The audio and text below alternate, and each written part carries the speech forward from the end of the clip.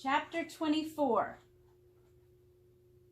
Simon's mama recovers, and Judas comes to visit Simon. The sun came up the next morning, and we hopped out of bed to get ready. After a quick breakfast, we hurried to Mama's house to see how she was feeling this morning. We had awoken and prayed all through the night that God would heal her and make her better.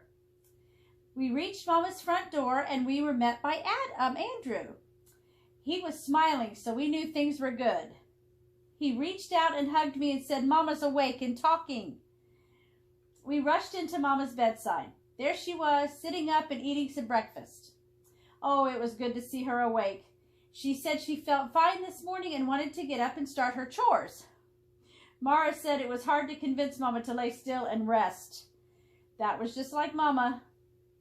Amos and Kobe wanted to hug their grandmother, so they scrambled onto her bed and hugged and kissed her. Papa was standing beside the window. He turned to me and said, "I think we ought to give thanks for Mama's healing." So we all knelt right there and prayed a prayer of thanksgiving to God. Jesus came by to see Mama that day. He loved my mother so much and thought of her as his grandmother. He came to her bedside and took her hand. She asked him to pray for her, so Jesus prayed a beautiful prayer asking God for Mama's healing. Then he closed the prayer by thanking God for Mama. Mama stayed in the bed 2 more days to get rest and regain her strength. Deborah and Mara took care of everything and saw to it that she rested. It wasn't an easy job. Mama was a very strong-willed woman, and she wanted to get up and do her own chores. She wanted so badly to go out to her garden and pull weeds, but Papa said he and the boys would tend to that. Papa had to remind her to rest and let her body heal. On the 3rd day of Mama's illness, we men went back out on the boat. Knowing Deborah and Mara would watch after Mama and not let her overwork herself was a big relief. We had a good day of fishing that day.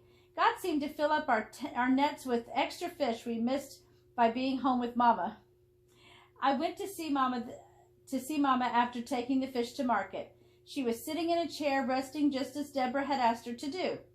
Mary was there with her new baby girl, Abby, which is a nickname for Abigail. She was named after King David's wife. The rest of the children were at home. Mama insisted on holding the infant. She loved babies. That afternoon, Deborah and I took Amos and Kobe to the shore to race their toy rafts. The wind was just right, and the sails filled immediately like a puffy white cloud.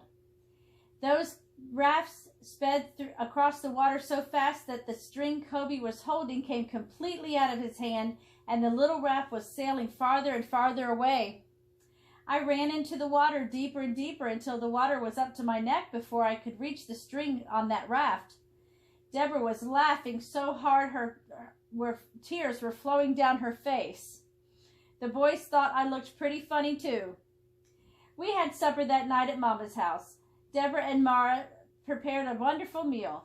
They had my favorite vegetable, corn. It was hot and buttery when they brought it to the table. It tasted so sweet. Mama grows the corn in her garden along with other vegetables.